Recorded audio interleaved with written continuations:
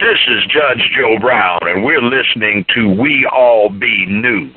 News-free Dixie for the 21st century.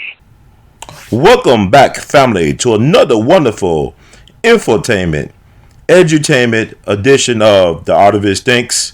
I'm your host for this empowerment segment, Brother Ron, also known as R2, C2, H2, The Artivist. And tonight, I just want to talk about something that has not really been talked about. It has been hinted at, but not really fully discussed right now, because we're dealing with the passing of a great elder, her transition, the one and only Dr. CREss WElsINg, who left us on January 2nd, 2016, a little bit before 6 a.m. Eastern time. And a lot of times, we all caught in our grief. Like, to me, it's like losing a family member. I never met the sister in the flesh, but I met her in the spirit as well as in the intellect. And I also had the honor of interviewing her right after I read her book, The ISIS Papers. But it's something I want to think about. Baba Gregory always says that it is a privilege to wear the magic glasses that the universal God gives certain folk. And when you are chosen to wear the magic glasses, you cannot force anybody else to see what you see. You cannot force what you see through those glasses onto anybody else. So it's a blessing and a burden, but I'm also a thought provocateur. My thing is this: the most important action or thing you get people to do or get motivated to do is to think for themselves, is to do their own research. And family, something has not been sitting right with my spirit over the last several days. I don't know all the answers. I'm looking for answers just like everybody else. But I honestly do feel that we got to revisit what actually happened to Sister Dr. CREss WElsINg on her last day on earth. Is it possible that Dr. CREss WElsINg was a victim of a hate crime? Is it possible that Dr. CREss WElsINg, the world-renowned psychiatrist, the author of the seminal The ISIS Papers, was she murdered by the system of white supremacy, global racism? Once again, is she a hate crime victim? Now, the reason why I bring this up is because, people who are into what Dr. WElsINg has done for us and been keeping up with this great master teacher and elder for the last several years have been aware that she's recently been harassed at her home. She had a lot of noise complaints that she had issues with this Jewish primary school creating a playground near her home that violated the noise ordinance in D.C. And I'm going to refer back to a Final Call article done by A.L.L, which interviewed Dr. CREss WElsINg back in 2013, exactly April 15, 2013, in the Final Call. This is online, y'all. And the title is School Harassment Makes Home PalestINe on the Potomac. Now, when we think about Palestine, ladies and gentlemen, boys and girls, scholars and laymen, you think about what you think about Palestine right now. You think about what's going on right now in the current news cycle as it relates to Palestine and Israel. And it's not all good. You know what I'm saying? So for them to even put that in the headline evokes images of a lot of conflict and a lot of tension. So let's read some of this. And you can find this online. It's thefinalcall.com. And the title of the article is School Harassment Makes Home PalestINe on the Potomac by A.L., senior editor. It was last updated April 13th or April 15th, rather, 2013. And let me just read some of it. Washington, D.C. For more than 40 years, world-renowned psychiatrist and author Dr. CREss WElsINg has lived peacefully in her home in upper northwest Washington. That is, except for the last 3 years when she has been subjected to bullying and noise harassment by the Jewish primary day school next door, which she believes wants to drive her out of the neighborhood so they can seize her property and expand their campus.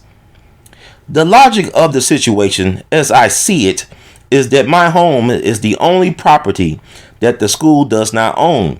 Dr. Welsing, who was formerly a prominent member of the Howard University Hospital and Medical School faculty, and who is the author of the CREss theory of color confrontation, told the final call.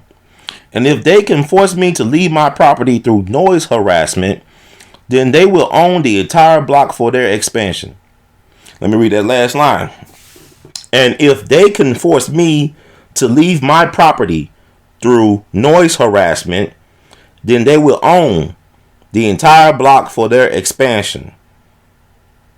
The day school began its land grab 7 years ago when Dr. Welsing's next door neighbor died, and the school acquired that property and announced it would build a playground. The terms of their zoning variance from the DC Board of Zoning Adjustment permitting the playground's construction included a 15-foot buffer zone between the edge of the playground and Dr. Welsing's property, and the retention of a stand of 40-foot tall trees to serve as a sound buffer. The trees were bulldozed and the playground comes right up to her property, she complains. They were supposed to assure that I had protection from the noise. To make a long story short, this has never happened, and there has never been protection from the noise. So it's yelling and screaming that goes on normally on a playground. But whether this should be allowed to go on immediately adjacent to someone's home, so that I have to leave my home with a headache to get away from the house. This is patently wrong. I have been complaining about it, and there has been no solution to this problem. The playground opened in 2010, and this is going into the third year of the program operation. My health has been negatively impacted. My doctors have told me I could have a heart attack or a stroke based on what is happening to my cardiac functioning. This is just patently wrong. Now let me read that again, boys and girls, scholars and laymen, so you can understand. This is Dr. CREss WElsINg, in her own words, in 2013, dealing with noise harassment and bullying, violation of ordinance, zoning in DC. This is her. She said, once again, this is patently wrong. I have been complaining about it, and there has been no solution to this problem. The playground opened in 2010, and this is going into the third year of the program operation. My health has been negatively impacted. My doctors have told me I could have a heart attack or a stroke based on what is happening to my cardiac functioning. This is just patently wrong.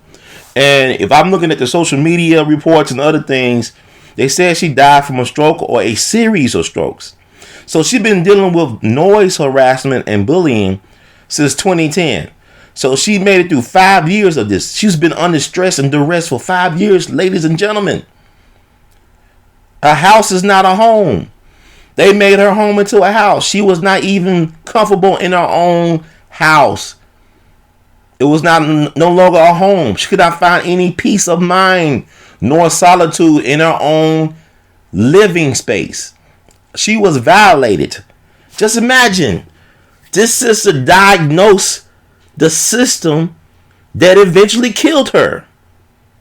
She was killed by white supremacy, global racism. She was killed by gentrification. She was killed by possible eminent domain, but she was killed nonetheless. This is a murder. This is a crime scene. She told you what was going on with her health. So think about all these interviews she done over the last 5 years. She knew that her time was very limited.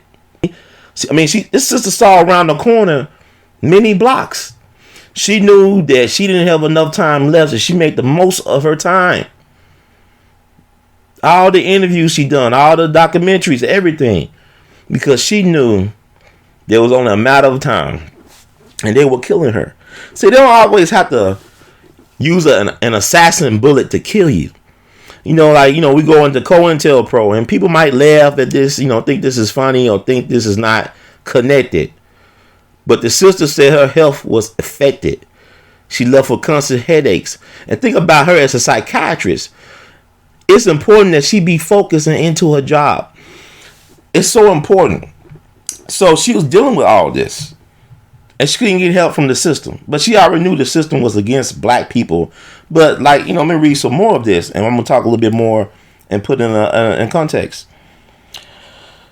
A group of local and national individuals, artists, and writers have formed to support Dr. WElsINg. She Shall Not Be Moved is a social media campaign created by the Dr. CREss WElsINg Community Support Collective. As a collective, we agreed that this circumstance should not continue to go on any longer, the group said in a statement. As citizens, artists, and community advocates, we have joined forces with a powerful and fierce commitment, using love, creativity, and communication to make sure that Dr. WElsINg receives all of the amenities that she should be afforded as a positive contributor to the local, national, and international community. Race may be at the center of the dispute, however. I say that as a black person, there is clearly a racial component, said Dr. WElsINg, in that I know good and well this wouldn't happen to a white homeowner. And if there is a white homeowner in the District of Columbia where a playground has been built immediately adjacent to their home, I would like them to call me and tell me about their situation. I know as a black person, this would not be allowed to happen to a white person. I'm saying it really is an equivalent to bullying under the DC human rights law. And I'm also saying that it is the equivalent of a hate crime, where one racial group is attacking a member of another racial group, knowing that they are causing great physical harm and could cause death. Dr. WElsINg continued. The playground is in operation 5 days a week, multiple hours per day, with a projected plan to have a summer camp next to my home. Now, this is interesting. You could be found online. So she basically saying that the system has killed her. They put a hit on her. This was her death warrant. This was a contract hit by the white supremacist system. A hate crime. She said it in her own words. This is just 2 years almost before she died. Almost 3 years before she died. If you look at, we're in 2016 now. So that's her in her own words. You can find this once again, the final call. Dr. CREss WElsINg, PalestINe on the Potomac. So make no mistake about this. This is warfare. This is warfare against one of our elders, one of our most esteemed members of our so-called community. We could not even protect her from white supremacy. As much good she done for black people, we could not even preserve her life. We did not act in a way that we should have acted to protect such a treasure so she could be here longer with us. Black folks, we in trouble. Like she said it, she made it plain. We are in trouble. Imagine if we could have stepped up our efforts better. We could have protected our elder. She could have been with us for God knows how many more years. But her life was shortened because the system killed her. Hate crime. Homicide. And I want to read, she wrote a letter to the school, and this is what they said in response. So I'm going to let you know what time it is. And please share this with your people and find that article. I'll post the article as well for your reading. Okay? Because this is serious business. I notified this school beginning in 2010 when the playground opened that it was negatively impacting my health. At one point, I got a letter back from them essentially saying, "Too bad. We're sorry you're sick, but we are in compliance." But they have not been in compliance because initially They were supposed to be 15 feet from my property line. There were 40-foot tall trees that were to be left there as a part of a noise buffer. They bulldozed those trees. It is extremely noisy. I have to leave my home to get away from the noise and have a headache every time the noise starts. And this is on a daily basis. I cannot open my doors. I cannot open my windows. I can't open the door. I cannot use outside of my home. I can't use my porch. And even if everything is closed up, the noise is inside of my home. She's basically a prisoner of her home. This woman had paid her dues, made tremendous sacrifices for her people. And she is reduced to being a political prisoner in her own home. She's a prisoner of her own home. Let that ring, people. Let that amplify in your head that she was made a prisoner by a system of white supremacy, global racism in her own home. She could not even enjoy the things that she worked hard for.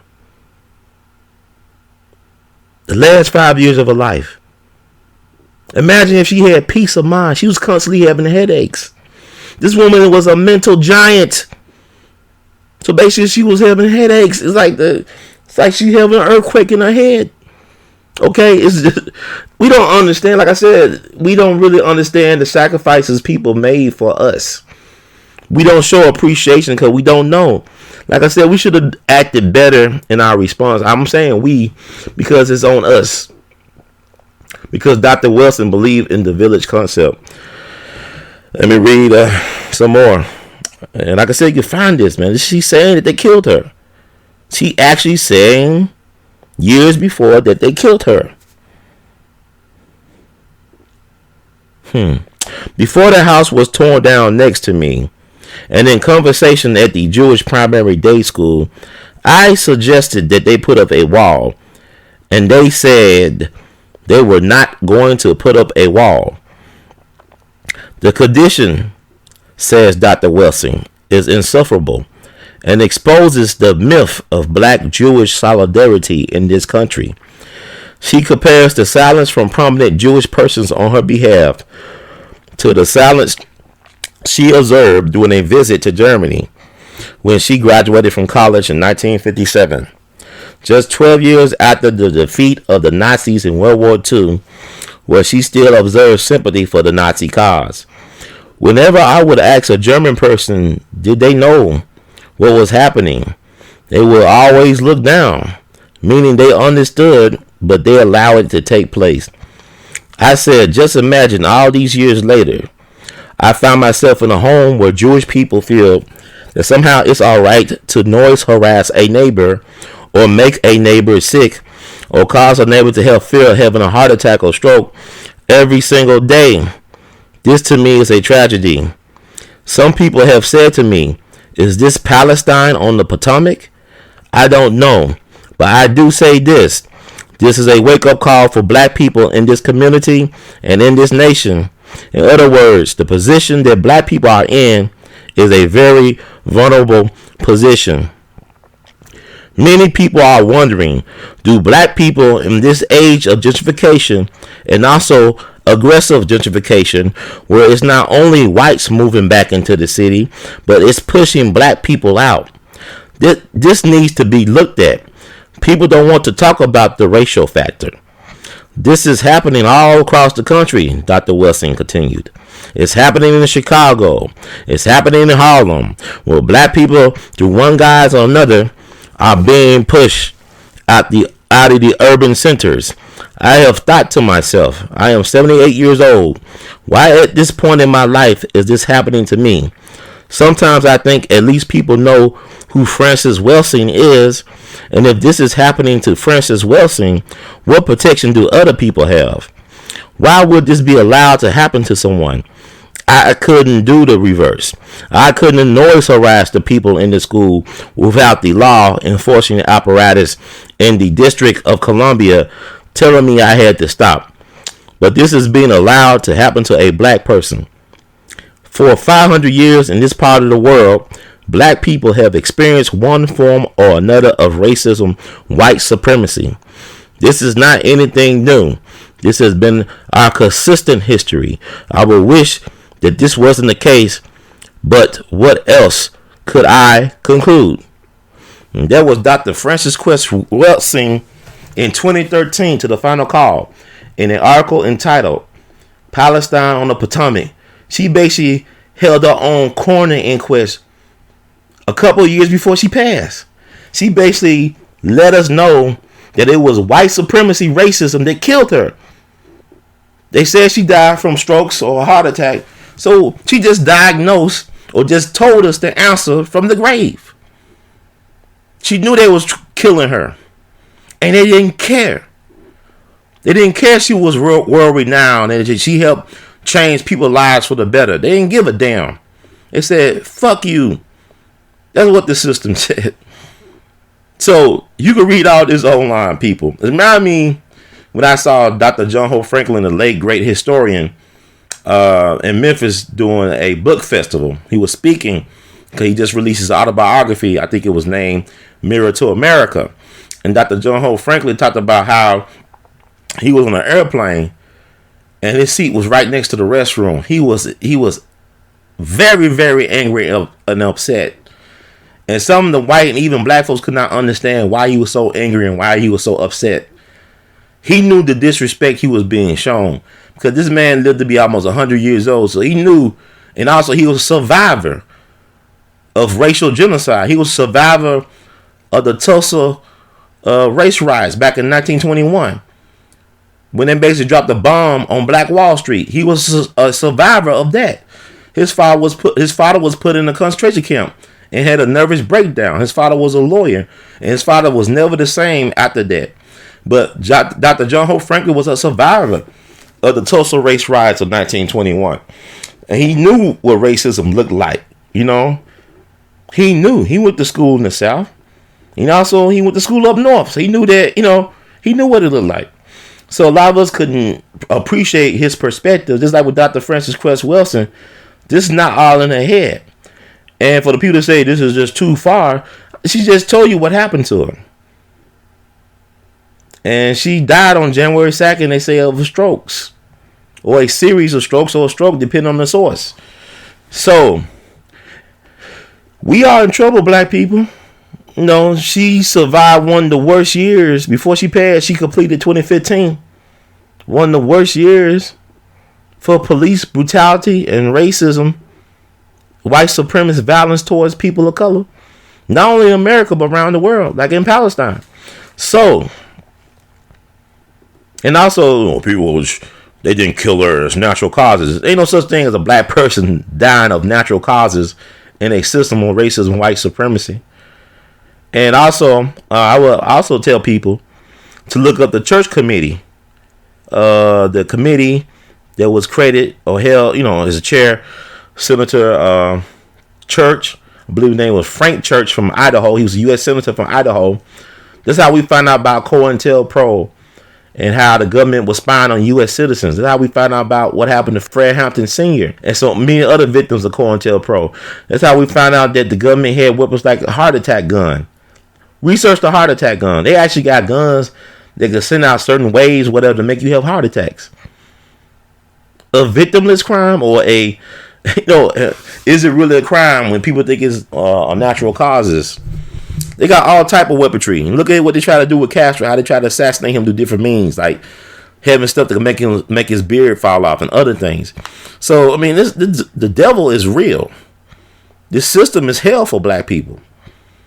And Dr. Frances Cress Welsing, she was a high-profile victim, but she was a victim nonetheless of a system that she diagnosed to the nose. Please, family, spread the news. And also, you know, check out that Final Call article for yourself. They got her words in quotations, and she basically told, or is telling us, that they killed her. Because a lot of times we think of assassinations like what they did to Dr. King and Malcolm X. But they got all types of ways to kill you and not leave a trace. Like I said, look up the church committee report. Heart attack gun. It was a famous international assassin. They talk about how he killed prominent political figures from a country. He ended up, running for political asylum, and he revealed that he was using some type of heart attack gun. Back then, this is back in the 50s. Okay, so they had this technology around for decades, and it's all type of things like noise, how to use noise to control a crowd. Look at what they did in Ferguson and Baltimore. I mean, we got to get serious, y'all. I mean, playtime is over. Like Baba Dick said, playtime is over. All right, family. If you like what you heard, please feel free to subscribe and donate to the We All Be movement if you want to. But just spread the news about what I just shared with you all. Dr. CREss WElsINg, in her own words, and based on the information I have looked at so far, was a victim of a hate crime. She was murdered by a system of white supremacy racism. Thank you, family, once again. In the words of the great Duke Ellington, we love you madly. Keep on producing and pushing.